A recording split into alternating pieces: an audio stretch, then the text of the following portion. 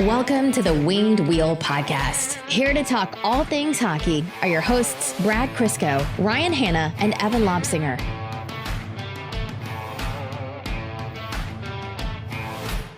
The Detroit Red Wings are 0-1-0 in the post-Jonathan Ericsson era. Was it a mistake? More at 11.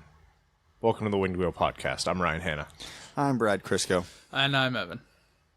That was clean. I got nothing. That was clean. I That was actually good. have nothing. I'm so uninspired. You right went now. way earlier on the intros than normal, and Evan wasn't prepared. I decided Also that I was true. going to do that last week. I was like, one day I need to throw that in way earlier so you guys have no time for your usual bull.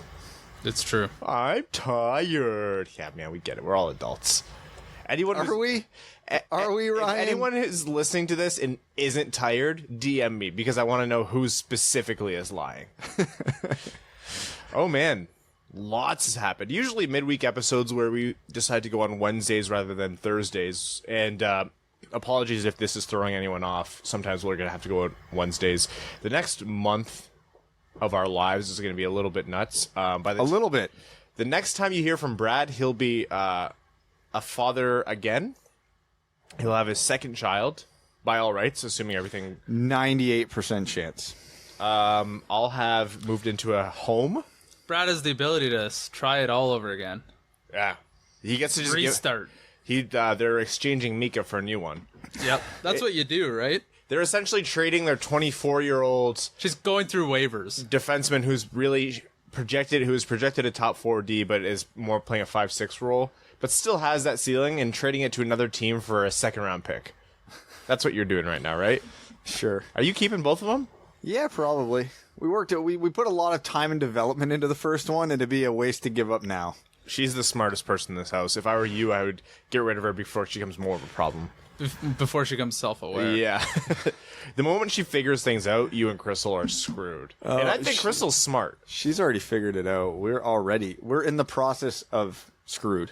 I asked Mika today, Brad showed me a video of her skating, and I was like, Mika, are you going to be a professional hockey player? She's like, no. I was like, yeah, you're too smart for that. She's already ran the numbers. Yeah, she's like, not enough money in that. If I'm going to play a professional sport, maybe golf. Women's golf pays pretty well. Yeah, you can dabble in a little bit of Instagram, too. Yeah, and you know... Evan, don't you put that on me. Well, lucky for you, if she looks half as much like you as she does her mother, then it shouldn't be an issue. Except for the fact we know what she looks like, Ryan. She's 3. She doesn't look anything like me. Uh-oh. Yeah, you're screwed. I'm in a world of trouble. Yeah, lots has happened. The Jonathan Ericsson era casually ended. Speaking of good-looking people, Yeah. I'll let you say the line about Grand Rapids. Grand Rapids just got a little more handsome. The Red Wings were absolutely the Red Wings last night in Vancouver.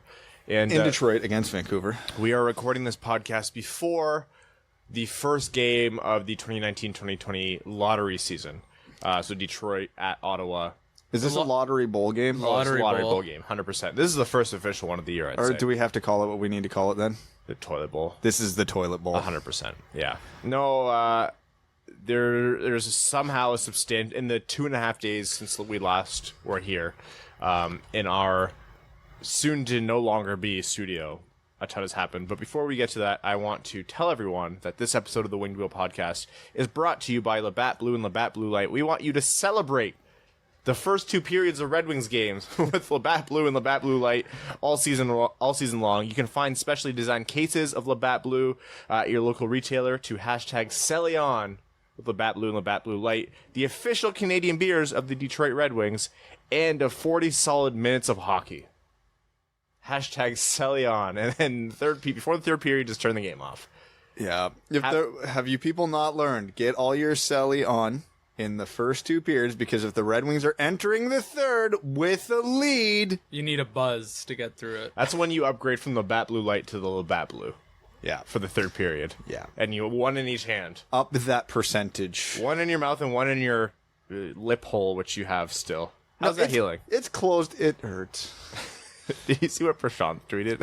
Yeah. So like, something about my lip injury, and he was listening to me at 1.5 times speed. Listening to Brad at 1.5 times speed sounds like my personal nightmare. Yes, I agree. There's times where Brad is just like super Brad, like he doesn't realize it, but he's on like 110% that day, and Evan and I just look at each other and go, "Oh, well, this is all a lot." Yes. So 1.5 times speed, Brad. Well, I mentioned to Prashant, I was like, just wait till he has his dad energy after this weekend. He's like, does that mean I listen at 2 times speed? I was like, no, man. You listen at 3/4 times speed. Otherwise, it'll be actually unimaginably painful to listen to. What are you talking about? I'm going to be slowing down next week, not speeding up. Yeah, that's what you said before, Mika, and you haven't slept since. Yeah. You just generally hop. I don't know if you realize that you hop. Because if I stop moving in any capacity, I'm falling asleep. The other day, I was at the gym, and I was like, my life is only getting busier. And it will only continue to get busier. Yeah, that trajectory never stops. It never stops, yeah.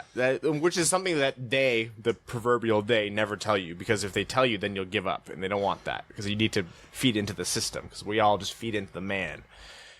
I thought, if I want to keep going to the gym and making fitness a personal goal, I'm going to have to start going to the gym in the morning. Oh, God. Oh. That hurt. It takes a very dedicated and specific individual to do that. I tried once. I read every trick in the book to try and do it. And I was like, because I'm not a morning person. No. And it's like, oh, put your gym clothes like in front of the door so that you have to walk over them and shame yourself. It's like, put the alarm clock on the other side of the room. I did everything. And I've still never turned the alarm clock off faster. I love that. Put your gym clothes in front of the door so you have to walk over. They clearly don't know who I am, because I can't be shamed. Sorry, have you met me? Yeah.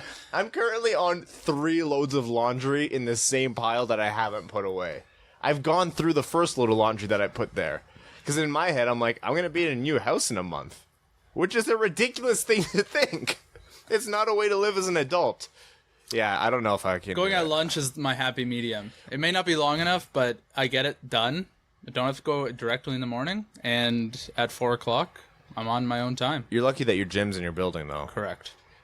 Rowan, actually, I was talking to, and he was like, his advice, bless his stupid Aussie soul, was you just have to do it. And I was like, oh, gee, that's helpful. Yeah. Yeah, I know a couple of people who do it. They're psychos. Yeah. So anyways, I'm going tomorrow morning. What time? Exactly. 9.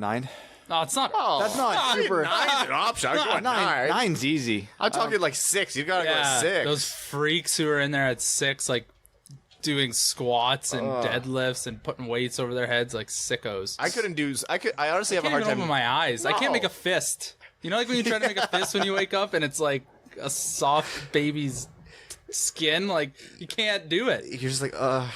Yeah, I'm a newborn puppy. It's like you would have to wake up at 5:30 and just wake up and have a machine that instantly inserts pre-workout up your nose. It needs it to be a slow drip like half an hour before I wake up. Yeah. Just sleep in the night. You don't have an alarm clock. That is your alarm clock. You just wake up like Jonah Hill and get him to the Greek.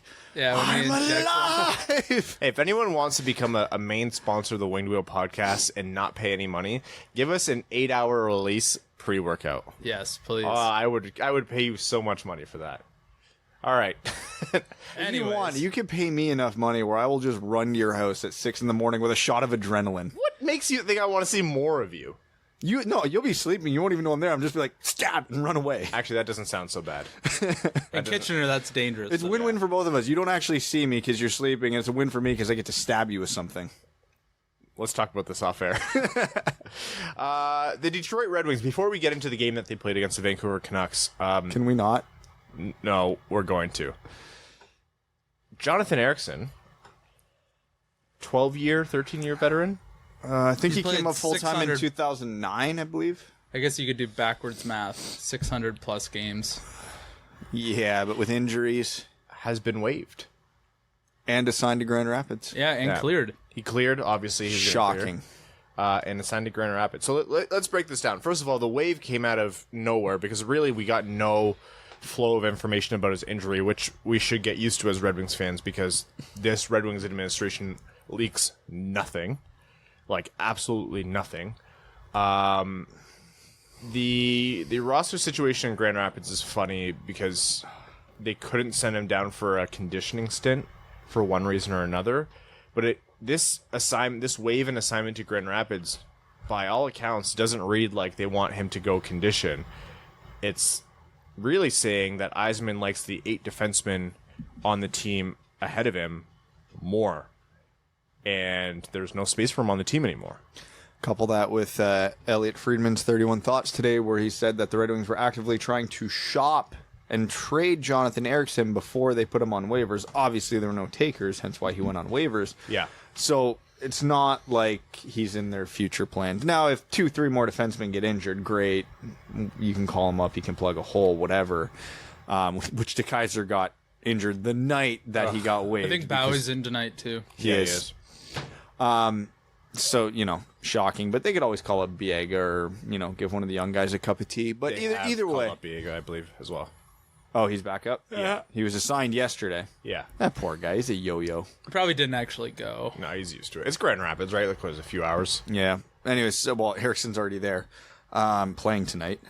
But, this is the first real move the Yzerman management group has made that feels different from the Holland regime. That was my first thought. Yeah. I got a lot of, well, too little, too late, or like, what is this even like doing? What's the point? Like, what's the cap relief? The cap relief is like a mil? Not even. Yeah. It's a roster move, and it's a roster move that I genuinely, wholeheartedly believe would not have happened under the Ken Holland and company. I 100% agree. It would have been Cholowski or Bowie going down unequivocally, no questions asked. There are things that have happened under Yzerman where I have, if you made me put money on it, or if I was speaking a little bit more candidly, I'd say, yeah, I don't think Holland would have done that. I think this is why I like Yzerman more as the GM of the Red Wings right now. But you can't exactly hold those things against Holland because there's no way of knowing. This, I believe, firmly falls into the category of this is what we didn't see from the Holland administration. You would not have seen these kind of longtime veterans waived. You would have seen a guy with waiver exemption being moved up and down. You would have seen a guy who realistically wasn't playing his best hockey because he was still young and learning the game, but needed NHL reps sent down. This is Steve Yzerman. This is the Steve Yzerman that we knew was coming over from Tampa Bay. This was the Steve Yzerman that left Martin St. Louis off the Canadian Olympic team roster when he was also his GM in Tampa Bay. This is the Steve Yzerman that has no problem firing a coach if he feels like that coach isn't the best coach for his team at the moment. Which we'll get to that in a minute. Yeah. This is the Steve Yzerman that is always going to make the best decision for the team, even when that, goes right in the face of loyalty and how good a guys these are. And that's actually something I want to talk about. None of this is trashing Jonathan Ericsson. He as a person is a great guy. He's incredibly smart, and I think Red Wings fans should be cheering for him to be a part of the organization after he does hang them up. And whether that's now or later, we'll discuss. But he's an incredibly smart guy who I think would do really well in player development if that's something that he wants to do. Really good dude. No matter how you felt about him, and obviously I'm one of his biggest critics over his entire time with the Red Wings. I believe he was overpaid and overvalued and overplayed. But at the same time, this guy was a last overall pick, and his body has just been beat to absolute hell and back. Like, he's made a great career for himself, and you have to respect that. And there's no point of trashing him personally right now. You can appreciate that you like that the team is getting better and they're moving away from aging veterans, absolutely. But there's no point in trashing Ericsson as a person. And you know what? I haven't seen too much of that either. I think that the fan base has been really, even those who weren't fans of Ericsson have been really receptive to. It's the end of an era. Yeah, it is. It really is. It's weird and sentimental in a way where I've wanted this to happen for a long time. I don't think it happened the way we thought it would. Well, no, because right now, in the grand scheme of this, it means nothing, right? What is this? Functionally, on paper, what does it mean for the Red Wings right now? Minimal cap relief, and they swap out a below replacement level defenseman for a maybe slightly less below replacement level defenseman. It's getting themselves prepared to be in a better spot. Yeah. It's just positioning. He's in the last year of his contract, so there's no long-term relief that comes from this. There was no need for the cap space right now. There's no, drive to say, oh, yeah, Madison Bowie needs to be a Detroit Red Wing night in, night out. No, none of that's the case. We already crossed the threshold of, all right, Ericsson has, by all rights and accounts, seen through his contract. What we do with him doesn't matter anymore. If he played all 82 games, 20 minutes a night, it genuinely would not have mattered for this team. So, old guy has been replaced by young guy. Who plays just as bad or good, depending on how you want to frame that. Well, there's difference between old guy and young guy is young leaves room for improvement. Yeah, absolutely. And Again, he's paid much less. Again, the theme of the new NHL. I wish the NHL would stop playing old guys who are bad instead of young guys who might be bad. Yeah, the Ericsson being sent down now means, again, like we mentioned, Yzerman isn't afraid to make those tough decisions, and these are the little chinks in the armor. These are the little chips away at the stone to say this team has a long way to go to rebuild, but he's not going to be afraid to make the moves when they need to happen. He saw 8 defensemen that he liked ahead of him. That was that. So I'm assuming he healed up. They shopped him around because out of respect for him, they tried to find him an NHL team where he could still play, because that means he still wants to play if they were doing that. Obviously, nobody wanted that contract. Yzerman wasn't about to retain salary, so he waived him. No one picked him up on waivers, which, again, is to be expected, and he was assigned to Grand Rapids. Now, my question earlier today was, will he report? Because there's a situation where he could have not reported, and then there would have been a termination of his contract, right? I believe it would have been. Well, that would have had to have been mutual, and he ain't leaving that much money on the table. No, and so he'll probably report to Grand Rapids how much he plays there. He's already there. There's been pictures coming out of him warming up for the game. Right, yes. And Ken Cowell mentioned that Ericsson, basically the plan is for Ericsson to get his feet under him, so like a pseudo conditioning stint, and that they believe he'll be back up in Detroit at some point. Well, somebody's getting hurt. Yeah, there's going to be, before anyone panics, does that change anything? No. Like, where he stands in the organization is where he stands, but there's going to be injuries. We're not going to win and lose on the hand of Ericsson every single night with him in Detroit. And if you're saying, well, what about Moritz Seider? Look, if Madison Balley goes out and they replace him with Jonathan Ericsson instead of Moritz Seider in November, I'm fine with that. If anybody hasn't figured out what Yzerman is doing this year, it's very much sheltering the youngest players in this organization away from the train wreck that is the Detroit Red Wings. There's a reason that out of all the prospects to get called up when the injuries happened, it was Evgeny Svechnikov.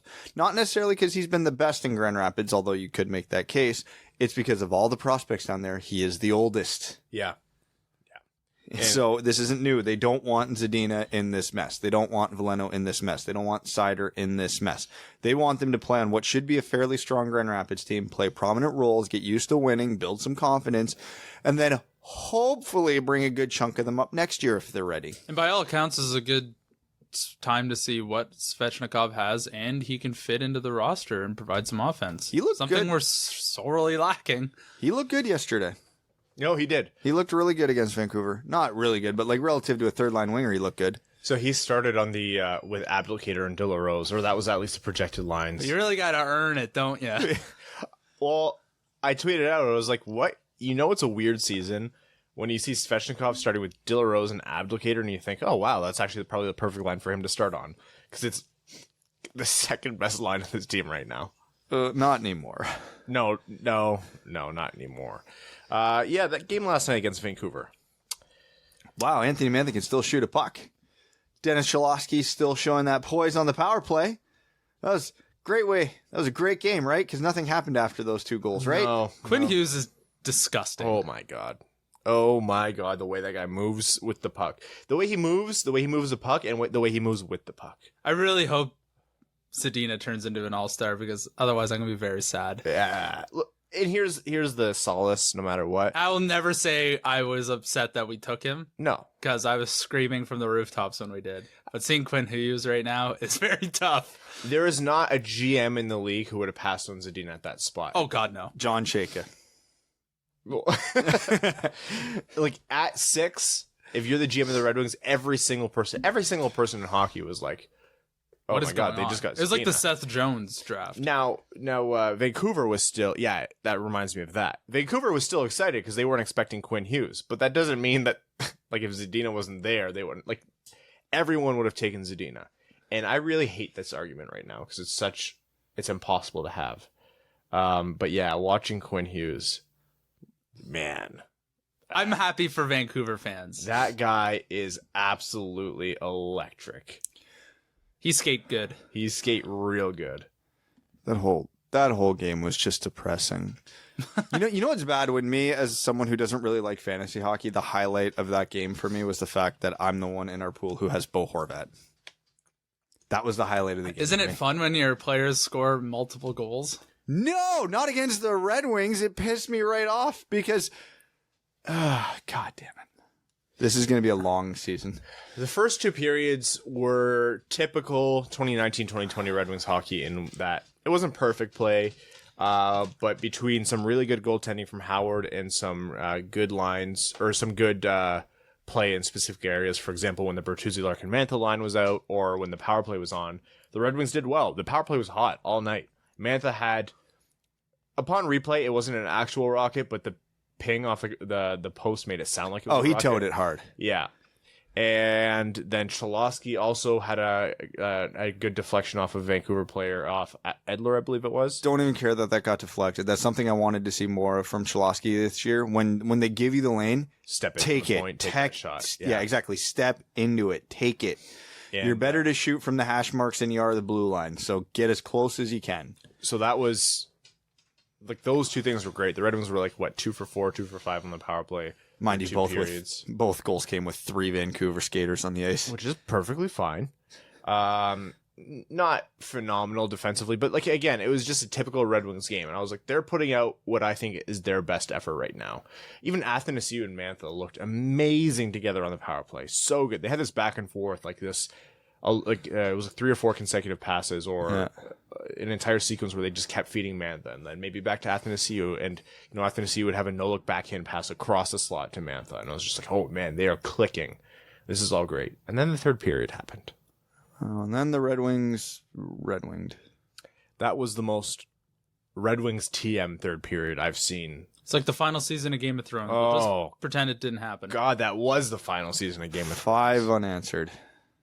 It was bad. It was just so bad. Everyone from, the top line down to Jimmy Howard played bad.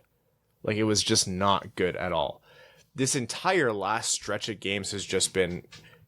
They've, given up 5 goals in 4 of the last 5 games? Yes. And 5-5-5-2-5. And yet you could still make the argument that the defense has been the strong point of the team?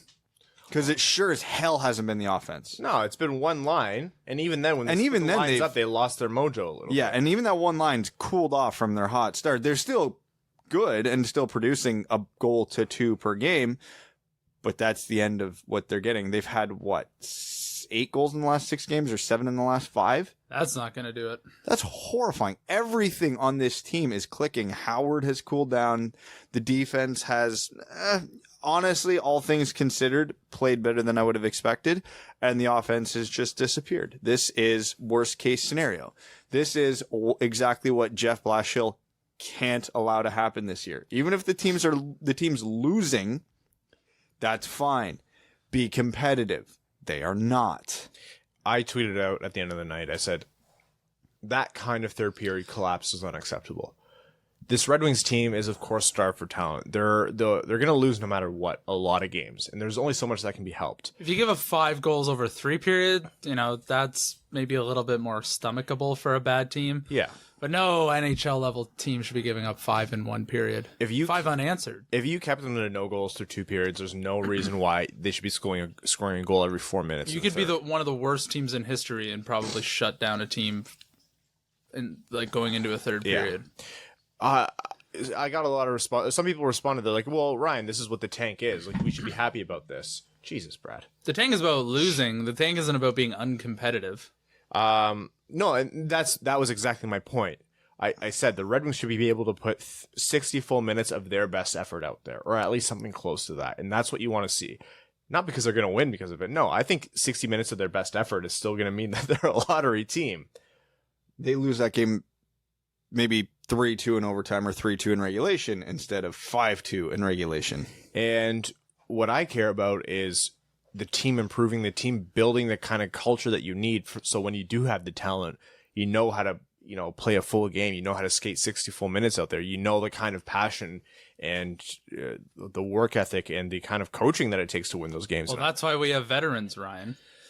in Grand Rapids now. Yes, exactly. Yeah, I don't know. They're the ones who are supposed to teach how to be a professional. Okay, here, legit question. Who are the veterans on this team that are going to teach anybody anything? Dylan Larkin. Thank you. Who's the youngest forward on the team? Yes. That's cool. That's it. No. Well, I could see some... Oh, sorry. Svechnikov's been recalled. He's the second youngest. Some teaching from a guy like Franz Nielsen. Mind you, he's not an all-star. What can Franz Nielsen He can really teach teach someone about? how to play the professional game. We don't need that though. How do we not? Because that's not the Red Wings' problem. They have a lot of guys who play the air quotations right way. That's what I know what you're getting at. And Franz Nielsen is that guy. We have young guys who have played less than 100 games in the NHL. We need the 82 game season is a long grind. Even if Franz Nielsen goes over to Dennis Cholowski, tells him something or just bothers him along the way, I think that's huge. I understand but what his you're game is certainly not going to be the teaching point. But we need someone who's going to teach these forwards the nuances of being a top end scorer in this league, and there's not a player on this team who can teach them that. Well, we're going to rely on Anthony Mantha to teach that to the next wave. He's just figuring it out so much. I've come to hate this conversation so much of players teaching other players. Why are we pretending that development and coaching staff don't exist all of a sudden? The right way is exactly what Evan's talking about, which he's correct about. That is 100% the coaching staff. If you can't teach these guys to play the air quotations right way or play your system, what even is your job? There's two different versions of becoming a professional. There's one living the professional life and doing the professional life, and then there's one playing in systems under a coaching staff.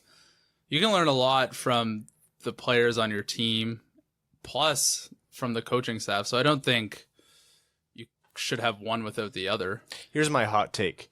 If you're an NHL player with any kind of longevity in the league, you have what it takes to teach players the professional game. If you've made it, you have what it takes. And then if you're talking about guys like, Datsuk teaches you a little trick on how to hold your, stick check the opponent more effectively, that stuff is so few and far between and nuanced and weird is that you kind of have to just take it as a bonus when it comes, because if you're legitimately keeping and bringing in players for those reasons, you're missing the point entirely. I want a veteran on the team who can teach an Anthony Mantha, hey, you've got a bullet, but if you do X, Y, and Z, it changes your shot angle and throws the goalie off. If you put the puck in this area of the defenseman's feet, it makes it harder for him to defend you. I want those little nuanced tips. A guy like Franz Nielsen doesn't know that, and if he did, he'd be a 30-goal scorer. It's like buying a house because you like the color of paint in one of the rooms. Yeah, I mean, great. If you're going to buy the house regardless and that's already a perfect color of paint, what a nice bonus. But also, if it's a crap house, don't buy that house. Go buy a different house and just paint the damn rooms whatever damn color you want. Right? Just coach the players to do what you want. If you can't get them to do what you want, then get different coaches. I think a lot of the game has more to do with how the coaches coach and how the players bond with one another, and they don't play for their coaches for the most part. They play for one another and for themselves. Yeah, and motivationally speaking, you're 110% right. Who's going to motivate them right now? I don't know. Well, if Jonathan Ericsson Justin Applicator, for example, let's say he says, guys, we need to nut up and go out there and shut this team down in the third. That might not be the war speech I'm looking for from a guy like him, but if a guy like Alex Ovechkin comes in and says, guys, we need to go out there and nut up and win, which one means more? I mean, totally different opposite ends of the spectrum. So what you're saying is don't be concerned about the player or what the players are going to teach, but more how skilled the players are. I like what you're getting at. No, No, that's what you were saying. I think so. No, we just don't have someone like that, unfortunately. Okay, the failure to play 60 minutes, and I think we've been very fair with Jeff Blashill. I think that's a failure on his part. I think the team collapsing as immensely as they did in the third period is absolutely, at the end of the day, pinned on the coach. As many times as they have recently. As many times as against Calgary. The first game against Vancouver, let's not forget, was also a 5 spot. It is on Blashill. I can't pinpoint exactly what it is, but that's why the coaches are there. Bad starts and bad finishes are almost... You always see it in some coaches. It's been, how long's Blashill been the coach of the Red Wings? 5 or 6 years now. Has it been that long? Yeah. Yeah. Let's say 5 years. It's been 5 years of bad finishes. This has been a recurring joke on this podcast and on Twitter that if the Red Wings enter the third period with a lead, it's an automatic loss. Like, obviously that's not true, but the fact it's happened so often we can make that joke is very telling. And I remember when we used to have bad starts with Babcock, and now it happens in Toronto. Yeah. So yeah, look at their roster and look at our roster, and we both teams had bad starts, even though different time period. But yeah, the finish and the start is almost always on the coach. You got to get your team up for the game, and you got to get them up to finish it. And for everyone saying, "Well, Ryan, if this team loses, aren't you like happy about the tank?" Oh yeah, if you guys want my personal opinion, absolutely. I'm not upset that this team's not winning a lot because I know they're not meant to win a lot. They can't win a lot with this roster. I want to see this team do the things right that they can do right. And that's not going to translate into wins, but that's going to translate into just doing the right things when you're getting out there and playing NHL professional hockey. So when this team is turning the corner, they're in the right place. Look at New Jersey right now. They have a swath of players that should make them a competitive team, and they're having a hard time finding their legs. They're having a hard time getting their legs under them, and they're having a hard time coming together as a team. And that's a hard thing to do. All of a sudden, you're a great team on paper, but you have to translate that into something on the ice. That's built ahead of time. That's built through the coach. That's built through the culture. That's built through the systems. And that can't just be, Rome wasn't built in a day. And neither will the New Jersey Devils be, and neither will the Detroit Red Wings. I think some of that is there's a lot of change in that roster, and it's guys playing with each other for the first time. And, you can build some chemistry through your coaching, but you need a lot of it by playing with people. Yeah. And those things that take time. I would certainly expect New Jersey to turn the corner. They will. They've already passed the Red Wings in the standings. Almost everyone has Brad. And not Ottawa and the Rangers. Yeah, that's a shocking one. The Rangers. The Red Wings. They with games in hand and whatnot. I think they didn't play for like a week. Yeah, they've played 2 less games than the Red Wings. Oh, really? And they're 1 point behind. You guys see Luke Glendening's outside in on the defenseman. He picked up his step, pulled the puck across his body, picked up his step to step around the defender, deked back to his forehand, and hit the crossbar. Luke Glendening is a different player this year. If he had any actual natural goal scoring ability, he'd have 30 this year. What a bizarre guy! I love him. I think I'm so comfortable having him on this team. I love Luke Glendening. Yeah. There were improvements on the team. Again, you like to see how Hronek and Cholowski played together, especially on the power play. Cholowski stepping in. I think I would pinpoint defensive lapses from either of them or the rest of the team, but it was really the entire team that fell apart. Bad news for Detroit was Danny DeKeyser got hurt early in the third. And I know that might seem ridiculous considering who Danny DeKeyser has been as a player over the past few seasons, but he really has built himself back up to be an integral part of at least this defensive core. And it's been noticeable every time he's been out. If you want to know Danny DeKeyser's value, look at the lineup for tonight. Philip Hronek is now going to be paired with Trevor Daley. That's a yikes. Yeah, I don't like that. That's a big yikes. I think I figured out how to fix the Red Wings power play. How, Brad? Now, as we talked about previously multiple times, Mantha is very clearly the shooter on this unit, and teams are overcompensating to him, correct? Of course. So the solution to that is you need to have a dual shooting threat, and that Cholowski isn't. Put Hronek in Athanasiou's spot. Shoot defenseman on the power play? Yep, but I don't care. You have Hronek teeing off on the right, you have Mantha teeing off on the left, and you just keep them on the ice for all 2 minutes because with the second unit would be useless. Okay, I'm okay with that under one condition.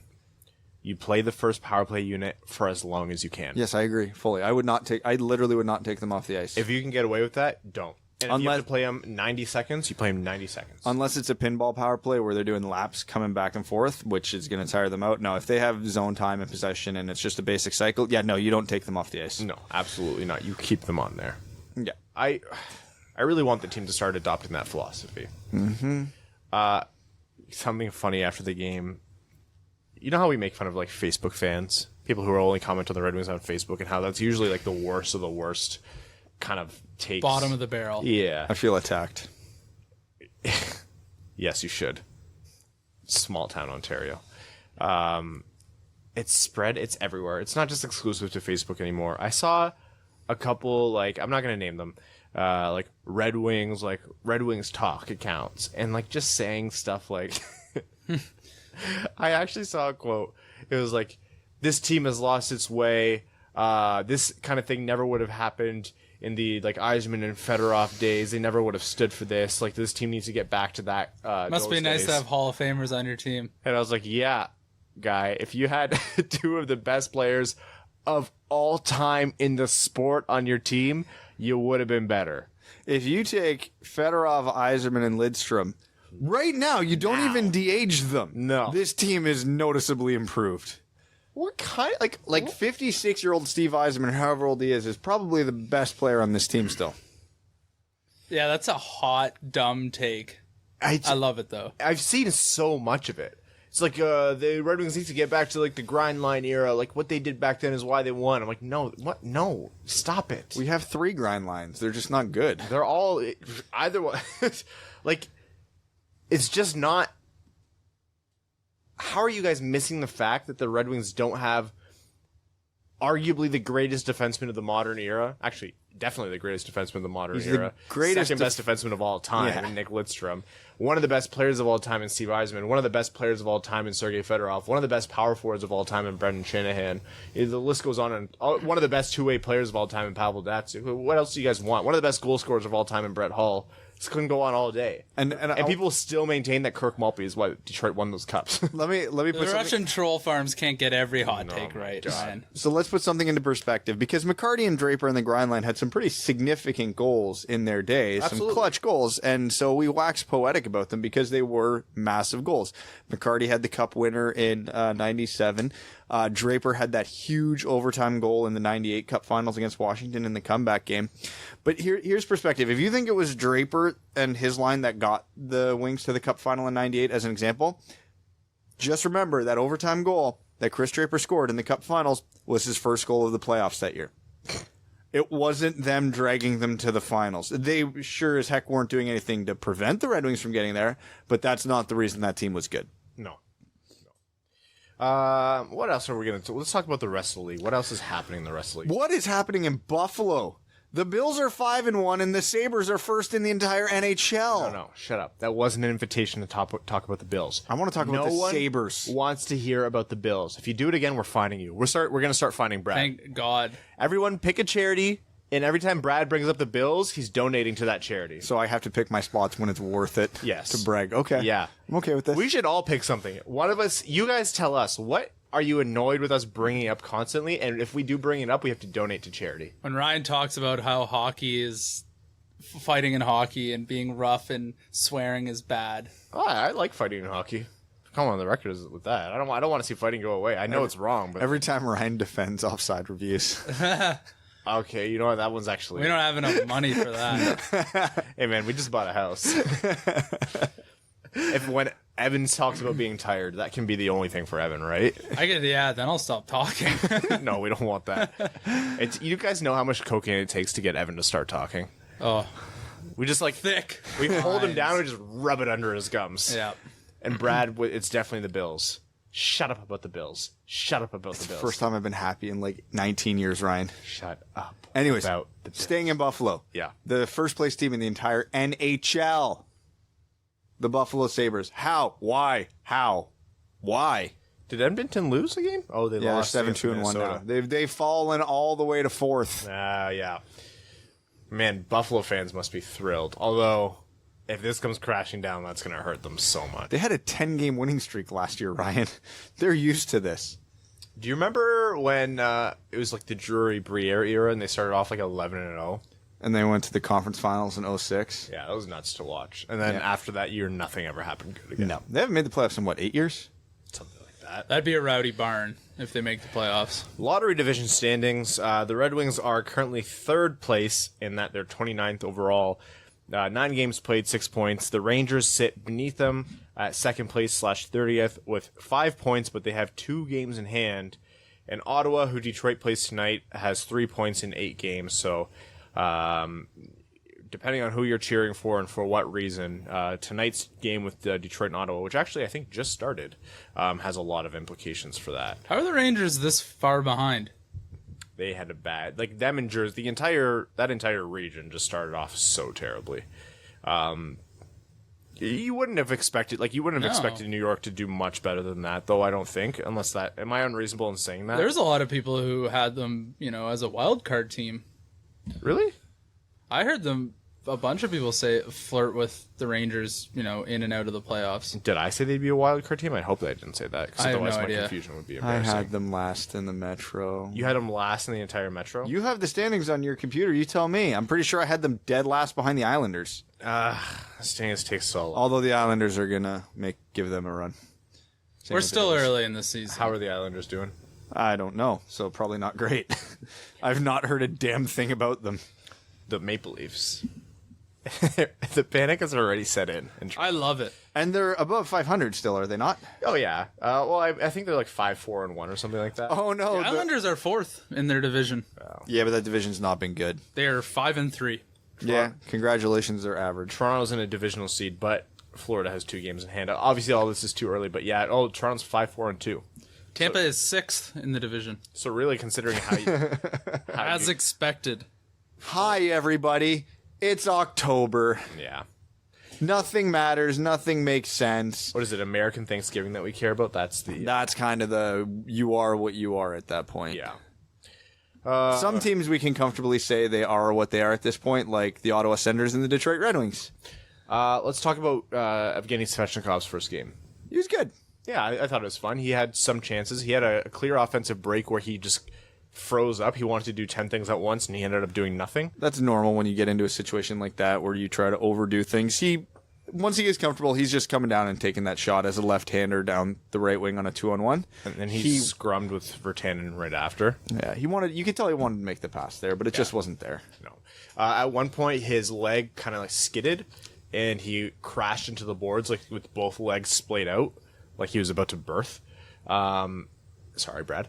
And my heart stopped. I was like, please, God, no. Don't let this happen to this guy. He does not deserve it. Luckily, he was fine. He played the rest of the game, as far as I know. Yeah, he looked fine. I don't think anyone on the Red Wings looked particularly amazing outside of, like, Mantha on the power play. Mantha's really... like I think he's always been, like you've said, Brad, sneaky fast, but he's really worked on his foot speed, and it's showing this year. He is fast. He's getting separation from defensemen. He's always been fast. Yeah. He just doesn't used to not look fast. He looks slow. Yeah. What have we been saying for years now? He is the most skilled player on the Red Wings. If he had Larkins compete, he would lead the Red Wings in scoring. All of a sudden, Mantha's putting together consistent game after consistent game, and guess what? He leads the Red Wings in scoring. Asterisk, it's October, which, by the way, on that top line, Dylan Larkin has the least amount of points, which feels weird, but It's October. it's October. Also, please stop breaking up that line. They very clearly mesh when they have chemistry together. And Bertuzzi can't play up and down the lineup the way you think he can. Yep, Please Bertuzzi's stop. not a line driver. He's not going to be the guy to get Athanasiou going. Stop. No. Yeah, I think Svechnikov with a little bit more, few more games under his belt will get a better look and see what he is. Maybe I know people were clamoring to see him play with Athanasiou, but that's asking a lot for his first game. That's a lot of skating. Skating with Athanasiou is not a light task. For a guy with a newly reconstructed knee, you need to ease him into it, as painful as it is to watch. Speaking of painful to watch, Colorado fans, how you feeling? Oh, Mikko Rantanen. Oh, that Week to looked week. bad. Week to week right That's now. probably a positive prognosis compared to what it looked like. His ankle was backwards. Yeah. Real. I actually did that exact same thing once Why? in hockey. Why would you do that? I don't know, but my foot got caught like that, and all my weight went down on it, and that hurts a lot. Ugh. How long Yeah. were you out? A month. But I don't have professional trainers and physiotherapists every day. You Or just had a six pack and HGH. Netflix. Yeah, not even Netflix. I don't think it existed then. Oh no. Can we talk about how great 80s night was? Awesome. Those banshees in the crowd who were just like, woo! Literally the whole game. I could hear it on my TV. I'm so glad I didn't sit anywhere near that. Oh my god. Come on, Abdelkader! Woo! Come on, Abdelkader. I'd actually go to the ticket window and be like, I need to move or I'm going to murder 3 or 4 people. They're like, yeah, sir, that's common here. Okay. This isn't the Joe. We don't do that here anymore. Did we ever talk about Family Day that they did at the Devils game? Mm-mm. Did you hear about that? No. Where the kids drew the players like pictures, I did see that. and Corey Schneider's was horrible. He probably got lit up by his teammates for that. It was That's cute. because a 3-year-old drew it. Yeah, it was amazing. I wish more of that stuff happened. Just to give you guys a heads up of what's coming for the podcast over the next little while. So I know we've talked about this before, but just so you guys are prepared, Brad will likely be a second-time father this weekend. So it's Sunday's episode will likely be just Evan and I, unless something changes. That's going to be very touch and go because we might be coming home with a baby at that point. We might still be at the hospital. Crystal might be in active labor at the home, in which case you guys are getting a text to delay. Yeah, so we're going to have to figure out. We'll let you guys know. Keep us, if you don't follow us on Twitter, at Winged Wheel Pod, it's the best way to keep up. That's usually where we put out our updates. This next midweek episode will likely be Wednesday, because that will be the day before Halloween, because then Brad will have a child to take trick-or-treating. Two children. Two childs. You probably won't take the second child. It depends how cold it is. And then that'll be the last episode you hear me for the next little while, because then I'm on a cruise from November 3rd to the 9th. So it's just going to be these two. Is that for your 75th birthday? Yes, it is. I've never done a cruise before. I'm so excited. Caribbean? Yeah. Yeah, they're fun. Yeah. Everyone keeps asking me what I'm going to do at the ports. I'm like, I don't know, the same thing I do on the ship: drink and sleep and eat food. I found that the time on at port was not as long as it felt like it should be. So it felt like you just had to do the rush. Like, okay, we're going here. We did this now. Take a picture. Now we go to the next thing. Yeah, I'm not. But you know interested in what? that. Just go with the flow. Do your thing. Yeah. Don't get left behind. We have a lot of work to do on this house, and so it's like we'd rather just relax. Yeah, just take it easy. Enjoy the nice weather. Get your tan on. Just wait till whoever's serving your drinks is walking around as you lay in a state of semi-consciousness, and just request that you don't see the bottom of your glass at any point between now and the end of the trip. A lot of loose skin on that trip. I saw their drink packages, and I calculated how much I would have to drink for it to be Excellent. worth it, and it was like 14 drinks a day. That's it? I was like, "Are you kidding? That's- I'll die." Oh, Really? Let me say that's a. Oh, you can put down 10 in an afternoon. Oh my Man, god! you think their drinks are full strength? 6 days in a row, Oh yeah. Just go on a bender or whatever. You're on vacation. 84 drinks in a week? Are you kidding me? You're literally going to a place where you just need to be a snob. This is all about gluttony. This is your opportunity. Oh, there's a Guy Fieri burger place on the ship. I'm definitely going to be. You're going to Flavor Town. Oh, 100% I'm going to Flavor Town. Yeah, so, and then after that, you guys will still hear us as normal, all three of us. And Nope. In November, guess where I'm going? then, where? Florida to golf. When? In November. When? The 13th to 21st. It's news to us. I told you I was going to Florida. I just didn't tell you when. So Evan will be missing for 3 episodes, and he'll likely come back to a new podcast studio. Yeah.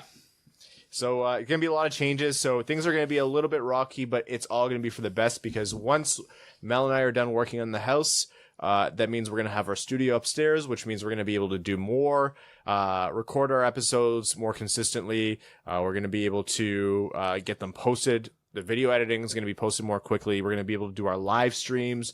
We're very excited to be able to do all of that. So stay tuned and bear with us. If we manage to make it through this stretch without missing an episode, I feel like we deserve some kind of physical award. We'll buy ourselves a trophy. It's called a baby. We'll It's just an award for us, not for Brad. yeah, we'll Yeah. just hold up, little man. Congratulations! I'd like to thank the Academy and my wife and the listeners.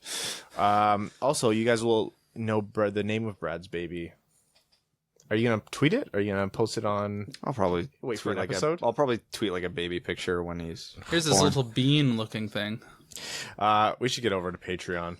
Or Patreon. We should get over to Overtime, which on this episode of the Winged Wheel podcast is sponsored by Motor City Garages. They're a family-owned and operated business in Metro Detroit and looking to expand in the future. They do garage flooring, cabinets, overhead racks, wall storage, waving long-time defensemen who are washed up, and car lifts. Enough of the messy garages everyone is sick of walking through. It's time to turn it into something useful. Whether you like to work on your car or if you'd like an organized space, we have you covered. 3D designs and a lifetime warranty. Motor City Garages, park in style. We're going to head over to Patreon where our patrons get their comments read out on air as our way of saying thank you for supporting the show and for making everything happen. You guys are the reason why we can do this studio. You guys are the reason why we have a sweet new custom table coming, our live streams, everything. So thank you all so much. All of our new patrons. You guys have blown us away with your support, so thank you. Don Mitchell says, what up, boys? They did it. They finally did it. They've created a piece of memorabilia that correctly defines how this team is. They sell in the team store the handle of a D-Boss game-used stick with a plunger on the end. Yep, this team is in the shitter. Woof. I'm in this weird spot as a diehard fan. I understand where this team is. I truly do, but it's getting harder and harder. I find myself hoping for 0 points at the end of every game to hopefully speed this rebuild up. I know that's not a great look on my end, but I'm sick of mediocrity. As fans, what is your heart of hearts stance on any given game day? I want Anthony Mantha to score 4 goals and the Red Wings to lose 5-4 in regulation. I agree with Brad. Whose game use stick would you like on a plunger? Maybe an Ericsson Griffin's game stick? I mean, I want the most comically good player. I want Nick Lidstrom's game use stick. Because he's used to unclogging the shit. Absolutely. So then it's Larkin. Oh, no, it's Jimmy Howard. I'm sad. Let's hope for a good epi to cheer me up. Stay fresh, Don. Whoops. Did you see Jimmy Howard when they had that delayed penalty not leave the net because they were in their own zone? He knew that those boneheads would probably shoot it off the back of his skate and into their net. Smart. He was just like, I've had enough of your shit. That's a veteran move. Yeah, he's like, no, this isn't worth it. Just piss off and get out of the zone. Or we just turn the puck over. So what's the point in him skating? Yeah. How far away are we from after 1 goal being scored against him, Howard just helicoptering his stick to the neutral zone? Oh, I legitimately don't think we're more than 40 games away. Flatus Maximus says, howdy doody dub duds. After last night's on-schedule collapse, one could only assume the spirit of Jonathan Ericsson was the true backbone to the Detroit Red Wings. We all know this rebuild season was nothing to have our hopes up for, but that damned Anthony Mantha had to go and kickstart it with 4 goals in 1 game. I love seeing the young talent continue to improve and produce, but the imminent feeling of anxiety that washes over me when the third period starts is ungodly. Sadness aside, and assuming Ericsson clears waivers, he did, how much ice time do you think he'll accumulate and who would be his pair in Grand Rapids? Disclaimer, Ericsson, good person, not ideal hockey player. I think he'll probably get team average, so let's say 18-ish. I'll say his pairing will, knowing this organization, Sider. The lefty-righty big defensemen learning from each other. Love what you do and always excited to hear you guys each week. Thanks for all the hard work. This comment is proudly sponsored by Stay Fresh Cheese Bags. Go grab your Stay Fresh cheese bag at the start of each third period so you can have a happy and healthy anxiety. K-Waz says, wait, does that title mean what I think it does? I posted the title of this episode or Overtime Thread on Patreon was Overtime Thread, Brad's Baby Edition. You gotta get creative. We do so many episodes. Close. It appears to me that this team tends to crumble once they let in a goal. Do I sound nuts? With that, would you call this team soft, or are they just that bad? Ooh. 10 ply. It is. They are that bad. Softer than a Tootsie Roll fruit cup. I don't think I'd call them soft. They are a very soft hockey team. They have the mental fragility of a toddler. Oh, are we talking like mental fortitude? Then yeah, but I think that comes with the territory. There's a reason they can't hold leads.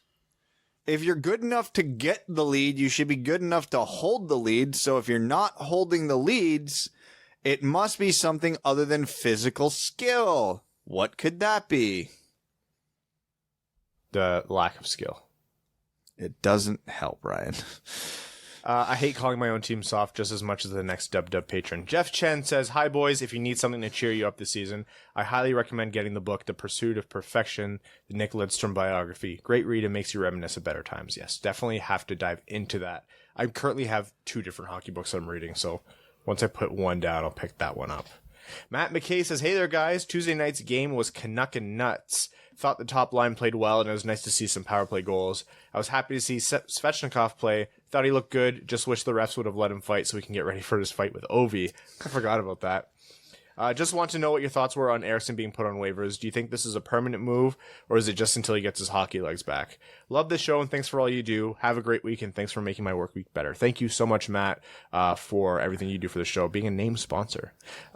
Given that Yzerman was actively trying to trade him, I think that says everything. I think Yzerman, this is the first time Ericsson's been healthy, so it's not like he got a look this year. I think Yzerman has known for a while this is where Ericsson stands on the depth chart, and now that he's healthy, obviously nothing's permanent. 5 of those guys ahead of him could go down, and then at that point, yeah, you of course would call him up. But this is Ericsson's spot in the depth chart now, and he's not exactly going to move up it through talent. And so he could get called back up because of injury, but this is essentially his more or less permanent situation, I'd say. I don't think there's really long-term plans. Although, it's really hard to know with this team. They're kind of unpredictable. Define long-term. His contract's up at the end of this year. So if every Red Wings defenseman gets hurt and he comes up, he's still only got 6 months left. Darup says, congrats, Brad. Longtime patron, longer time listener, and first time commenter. Oh man, I love seeing that. Like patrons who've been here for a while but haven't commented. So thank you for supporting the show for so long and for listening for so long. 2 things first. As someone who broke their jaw in a men's league game, I feel for Brad. That being said, it was from a shot, not tripping over my own stick. It sucks. I threw that joke on Twitter, and I deeply regret it because a lot of people took it literally. You idiot. Yep, that's on me. I deserve it. 2, my sister's about to have her first child, and I'm about to become a first-time uncle. What sort of wings, onesies, or other items would be good to get my currently unborn niece or nephew? All of them. Just as many as you can find. Don't forget, they grow fast, get different sizes. I believe our store sells on wingedwheelpodcast.com. If you go to the shop page, we sell Winged Wheel Podcast onesies. We do? We do. Yes. Why did we not get that sample in, Ryan? We haven't done any samples yet. We are waiting for someone to finish up this store. Whoops. Does the potential of Ericsson going to Grand Rapids mean that he might be the next Cleary? Can we expect competing hockey schools to now exist in Grand Rapids? And what sort of influence would you expect him to have on the kids down there, especially considering the already logjam blue line in Grand Rapids? Is Dan Cleary's in Michigan? I thought Larkins was in Michigan. Cleary's is like out east. That's Canada. what I thought. Yeah. No, genuinely, but you hit the nail on the head. I think Ericsson's a very smart hockey mind. He's a very smart dude overall. So it's good to have him in a developmental role down there. As for what they're going to do about that logjam, that remains to be seen. Like there's a lot going on down there that we actually didn't even touch on a lot today. It was another thing we didn't touch on is it's Applicator's 700th game. Yeah, well, has it only been 700?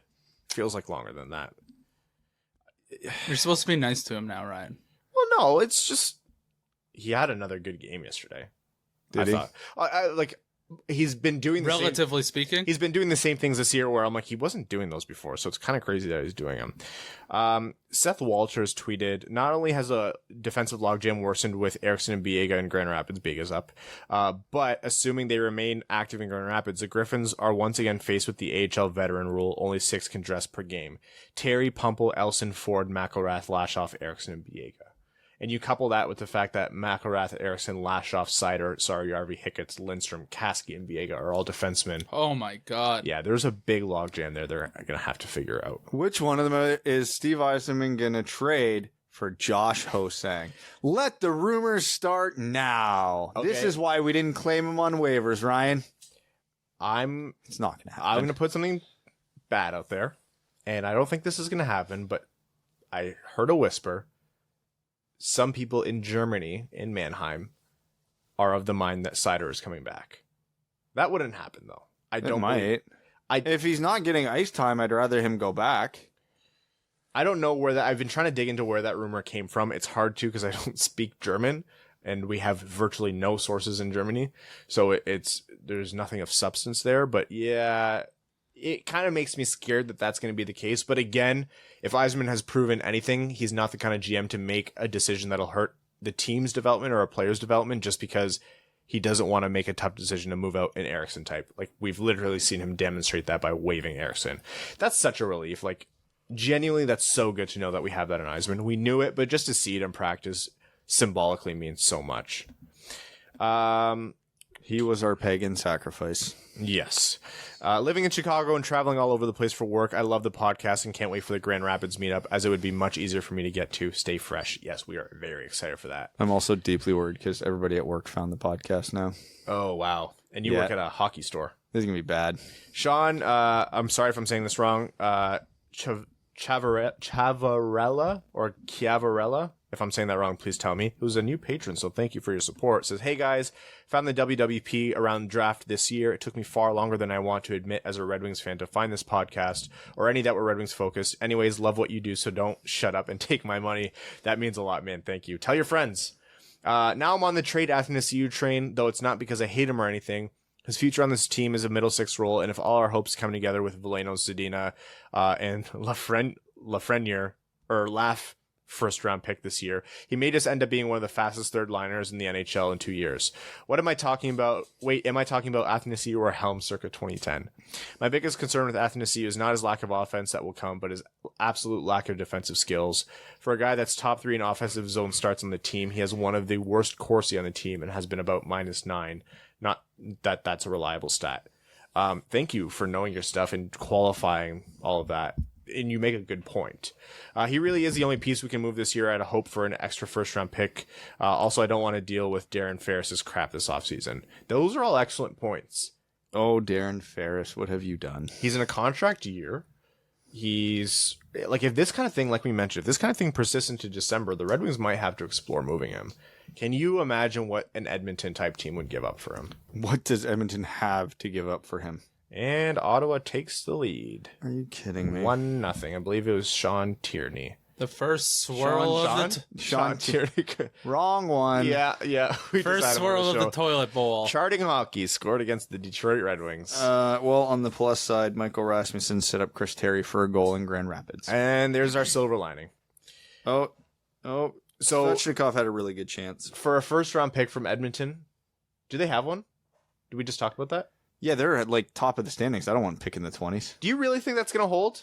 They just lost to Minnesota. Connor McDavid, man. No, I don't think it's going to hold, but I'm still not trading Athanasiou for a first-round pick that isn't guaranteed to be top 15. And even then, man, like, do you know the odds of getting a 30-goal scorer at, like, pick 14 are? Not great. A 14th overall pick could be anything. It could even be Andreas Athanasiou. I'll never get sick of that joke. You're so tired of it. Joseph It could even be a boat. Joseph Delia says, sup, my dudes. I know it's a long ways away, but let's say we draft Lafreniere at Byfield and Lil Z, Veleno, and Sider are ready. The Wings aren't going to allow 4 rookies on the team, right? I don't think Big Brain Blash would allow it. So I won 4 tickets to the Edmonton games from the Wings Twitter player of the game. Another reason why the Red Wings are the best. That's awesome. I love that they do that. Can't wait to see the greatest player of this generation light it up. McDavid won't be able to catch Captain Helm. Anyways, will Brad the security guard be working that night? On a serious note, thank you guys for helping me get through my long days at work. Much love. Thank you, Joseph, and enjoy the game. That's really cool that you won. Speaking of hockey games, I meant to say this earlier, so I completely forgot. To the dude who posted on YouTube, who's the coach of Petrolia, I apologize so much that I'm actually not going to be at the game this Sunday because I'll have a new baby. Oh, having a baby. Grow up, dude. I feel bad. I think we do have a game in Petrolia later this year, so I'll have to catch it. If you could tell me where that is on a map, I'd give you $10. I think it's near Sarnia. Yeah, it is. That doesn't count. We used to beat the hell out of them in hockey. That's because they have 6 people there. Yeah. The kids used to come up to us and be like, hey, do you have any food in your pockets? Yes, the little rink rats. They were literally rink rats. Yeah. They're like, can you buy me a Gatorade? Buy me a blue Gatorade. They're beating the hell out of that Gatorade machine. That reminds so the game we had the last Sunday where I got this in warm-ups, it was minor hockey day. So like I guess the novice kids came out and skated with us for warm-ups, and like a couple of the kids follow you around and like want to pass you, and they're like looking up at you. I'm like, kid, I'm terrible. Please go learn from someone who's good. Please See? don't. The notion of players learning from players just because they've been there isn't. Yeah, no, there were kids attempting to learn hockey from me. Do you know how poor of a decision that is? Timothy says, hey fellas, long time, first time. Well, thank you for supporting the show, brand new patron. I'm curious to hear your thoughts on Svech. I enjoyed seeing him play. Based off the one game at time of writing, I think he can easily slot into the team without being any more disastrous than we currently are. There was one turnover that was particularly disappointing, but I'd like to see him stay with the team right now. P.S. Someone get Ryan a fanny pack to hold all those names he dropped in the line blending episode. Yeah, I knew that was coming. No, I like Svech's game. I think it was a good start to his time with the team. Again, I think we have to be realistic about him easing into the team and into NHL ice time again when it's been so long. And so I'm definitely not going to hold 1 or 2 turnovers against him, especially considering, what line mates are likely doing. I think he's definitely has the chops. Consider if everything comes together, he definitely has the chops to be a full-time NHLer on this roster. It's just if it comes together. We've seen the talent before. So. Right. Philip Gastineau says, started watching you guys a little on YouTube. Brad, if I couldn't hear your voice, I would think you haven't gone through puberty yet. Did you use the Stay Fresh cheese bag to preserve your baby face? Maybe switch places with Evan. Just kidding. Congrats. We should do Movember. I will not. No, shave my I will beard. not scare the I'm children. doing a mustache. You're doing the stash? Oh, yeah. I can't do Movember, A, because I have some self-respect and I know what I look like with a mustache, and B, I'll have a new baby and I'm going to be in a lot of pictures forever. So, yeah, we're not Mustaches doing it this year. are coming back. I can feel it. They're coming back. I'm going to be part of it. Yeah, no. You can, I'm not. Congrats on the kid, and kudos to your wife for having to take care of 3 babies. I have tried so hard to stay off Twitter, but now I might have to make an account just so I have a better chance at your raffles. Not a bad... Guys, remember, all patrons automatically get entered into any open to all contests. Oh, we got to do that giveaway still, don't we? Yes, I will run the jersey giveaway and tweet it out tonight or tomorrow morning. So after this Dope. episode is posted, stay tuned. If you don't follow us on Twitter, at Winged Wheel Pod, there's pop-ups all over the YouTube video. And if you go to the bio of Winged, our Twitter account has us, so follow Only us follow as me. well. Only follow me. What has this world come to? I feel like that old coupon lady. I'm only 24. Oh, man. It only gets worse. Joseph Fournier says, hey, fellows. Woof. Just woof. Anyways, one final thought on Ericsson. If you haven't brought it up already, the team put him on regular waivers, not unconditional, which means the plan is not to buy him out. This is a conditioning stint to see if he still has anything left in the tank while yielding his roster spot in Detroit to a better option. Nailed it. People on Twitter are calling for him to retire or refuse to report to Grand Rapids. Why in the hell would he do that? He's still making whatever is left of his $4.25 million salary minus the $1.05 million waiver deduction. Why in the hell would he give that up? Jonathan Ericsson, the player, may not have much left in the tank, but Jonathan Ericsson, the person, is a strong character guy, often described as one of the nicest players in the locker room and Mensa-level intelligent. That's what has prolonged his career for so long past his prime. So my hat's off to the most successful Mr. Irrelevant of all time. Yeah, I said it. He'll be a great influence in Grand Rapids and maybe find himself alongside Cronwell again next year in a new role. I'll gladly take him in that capacity. Cheers, Big E. I think Patrick Hornquist I has was gonna that one say. locked up. Seeing as how Blash refuses to reunite the Athanasiou Nielsen Hiroshi line of late success last year, we're back for another round of the Athanasiou game 1-for-1 trade right now, yes or no? Philip Cheadle. I don't know if I'm saying Philip Heedle? Heedle? Heedle. I'm not joking. Is there even an H in that name? That's like Oliver Shellington. Yeah. That name pisses me off. Philip Heedle. No. No. No. I don't even know who that is. Victor Soderstrom. I'd consider it, but I tend to lean no at this moment. Barrett Hayton. Yes, 100%. Yes. Yeah, you gotta go for the center. Ivan Provorov, I say yes. Oh my Yes. God, Oh my yes. God, yes. Neil Pionk, hard no. Definitely no. He's on my fantasy team, so I'll say yes. Adam Boqvist, yeah. Yeah, hard yes. What? These are softballs. Jack Campbell, no. No. The goalie, right? Yeah. He's 28. Oh, then no. Thomas Harley. That one's actually the tough one. I'll go no. I'm gonna by a s- hair. Yeah, I'm gonna say no, but that's one I could feel like regretting. Ethan. Yeah, go I'll ahead. say no. Ethan Bear. No. Who is that? Edmonton, he's actually doing all right. Oh, this year. that guy. Yeah, no. Philip Broberg. Yes. Yeah. Yeah, I think you go for a top 10 pick. Kyler Yamamoto. No. No.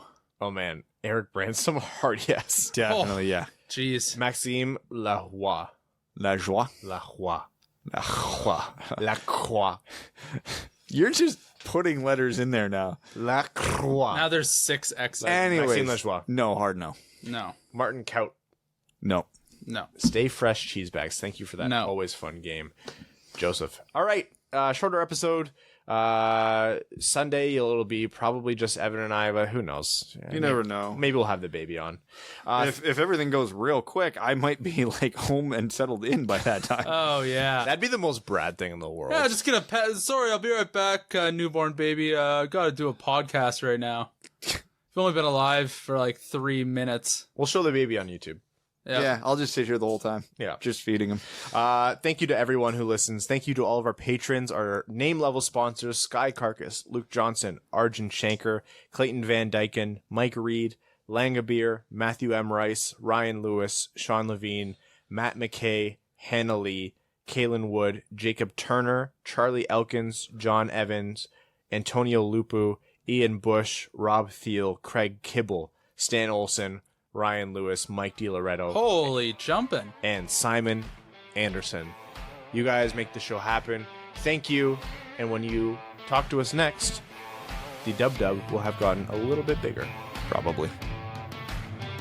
Thanks for tuning in to the Winged Wheel Podcast. Be sure to check out wingedwheelpodcast.com, where you can subscribe to the show on iTunes, Spotify, or wherever you get your podcasts. You'll also find links to other ways to support the show, such as Patreon, official podcast apparel, and more. And don't forget to follow the show on Twitter at Winged Wheel Pod. And of course, the hosts at Brad Crisco, at Ryan Hanna WWP, and at Hockey Town Evan.